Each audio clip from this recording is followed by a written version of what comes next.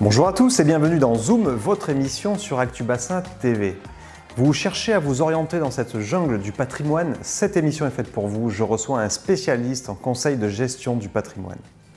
Fabrice Chocmel, bonjour. Bonjour. Alors, vous êtes le fondateur de GPS Conseil. C'est cela. Un cabinet de conseil en gestion du patrimoine. Oui. Implanté à Andernos. C'est cela même. Alors, on vous a qualifié récemment dans la presse de lanceur d'alerte.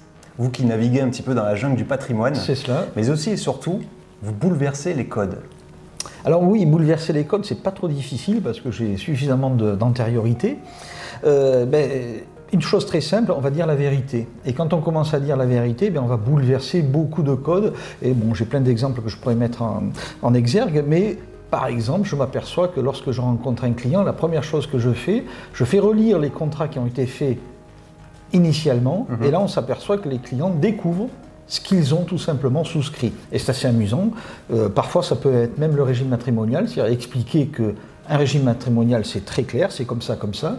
Et la manière dont on vit n'est plus du tout adaptée, j'allais dire, au régime matrimonial. D'accord. Alors, ça vous veut de vous mettre des gens à dos ou Oui, disons que tous ceux qui ne veulent pas dire la vérité, ils sont quelques-uns, ne me précient pas beaucoup. Mais j'ai eu l'occasion d'être interviewé dans la presse et à ce jour, personne n'a osé faire un dépôt de plainte par rapport à ce que je raconte. Moi, je dis qu'effectivement, si ça ne plaît pas, ça ne plaît pas, mais quand on dit la vérité... Et puis en tout cas, c'est au bénéfice du client. Toujours. Le plus difficile dans ces métiers-là, c'est de poser une question toute simple, c'est de dire est-ce qu'on est prêt à sacrifier sa marge pour ne pas sacrifier l'épargne de ses clients. Et quand on voit l'évolution boursière ou autre, on s'aperçoit qu'effectivement, le choix pour certains est vite fait. D'accord. Alors, vous avez dit justement qu'au niveau de l'assurance vie, oui, c'était un piège. Alors, dans la majeure partie des cas, ça représentait un piège pour l'héritier. Dans la grande majorité des cas, pour une raison simple, c'est que tous les contrats que je vois, mais plus de 90%, la clause bénéficiaire est bénéficiaire mon conjoint, à défaut mes enfants. Et en bon français, à défaut n'a jamais voulu dire ensuite. Oui.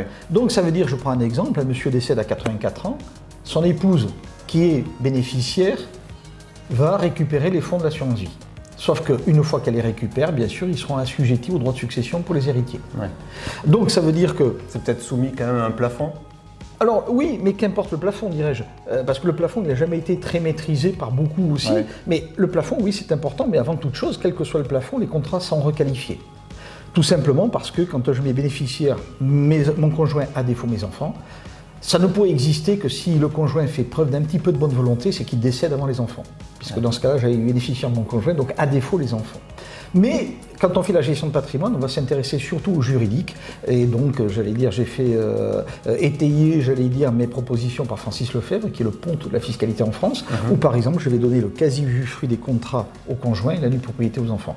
Pour faire simple, ça veut dire que si monsieur décède, madame récupère les fonds, elle fait ce qu'elle veut avec, le jour où elle décède, soit les fonds existent et ils reviennent aux enfants sans droit de succession, soit elle a tout dépensé, et bien ça viendra au passif de sa propre succession. D'accord. Bon, un autre point sur lequel vous êtes très à cheval, c'est que vous refusez de commercialiser les SCPI, ces sociétés civiles donc de placement immobilier. Alors ça vous paraît surprenant parce qu'on ne peut pas ouvrir Internet aujourd'hui sans qu'on vous dise qu'il y a une merveille parmi les merveilles qui s'appelle les SCPI. Ouais. Vous placez tout simplement votre épargne et vous avez une rentabilité entre 3 et 5%. Alors ça c'est merveilleux, présenté comme ça, oui moi j'aimerais bien.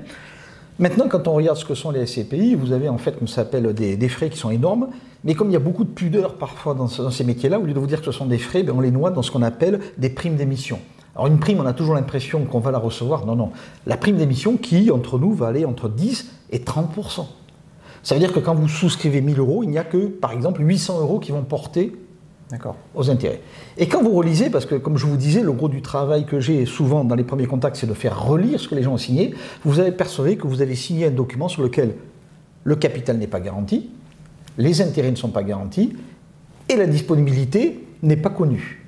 Donc si vous êtes d'accord pour faire un placement avec 20% de droit d'entrée, sans avoir de garantie de capital, sans avoir de garantie sur les intérêts, et sans pouvoir récupérer vos fonds, si vous avez bien validé tout ça, venez chez GPS Conseil. Moi, je serais très content de vous prendre 20% de frais. Finalement, on comprend bien que c'est un problème d'opacité. Enfin, les gens cachent des clauses ou les évitent pour ne pas aborder le sujet. Et donc, le client se noie dans toute cette paperasse.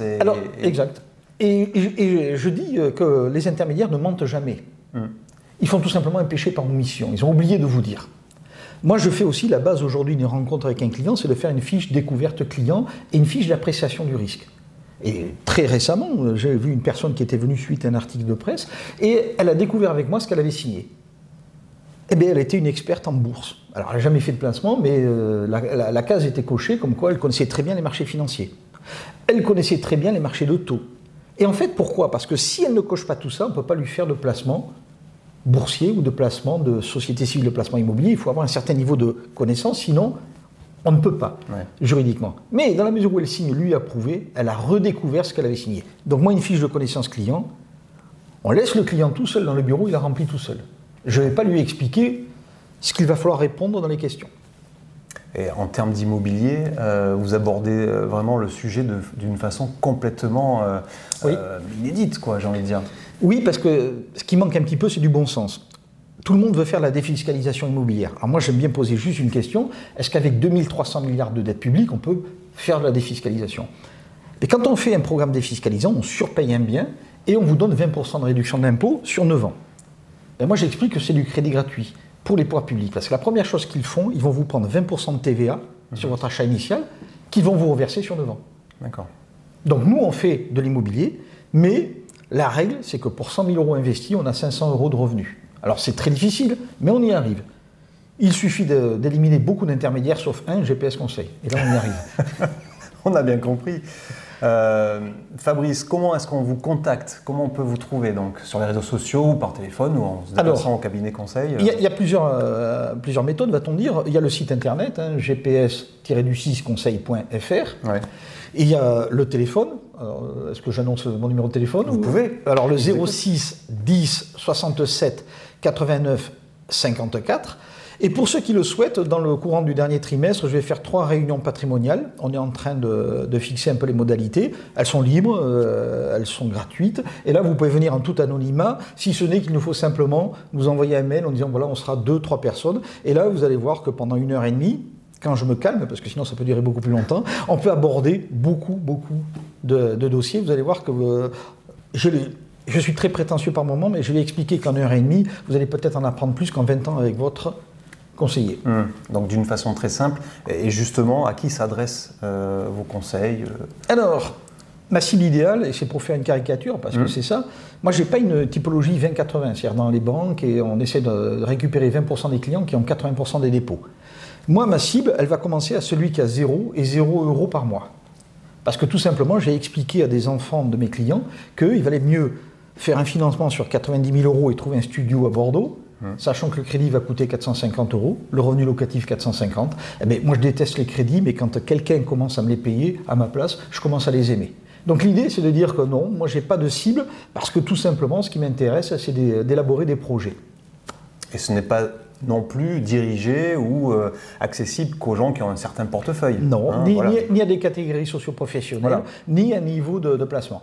Je respecte les clients qui ont 1 000 euros à placer, comme je respecte les personnes qui ont 1 million d'euros. Pourquoi? Parce que la problématique est la même, elle est simplement en fait sur une règle de 3 et à l'échelle. Bien sûr. Fabrice, merci. Merci à vous.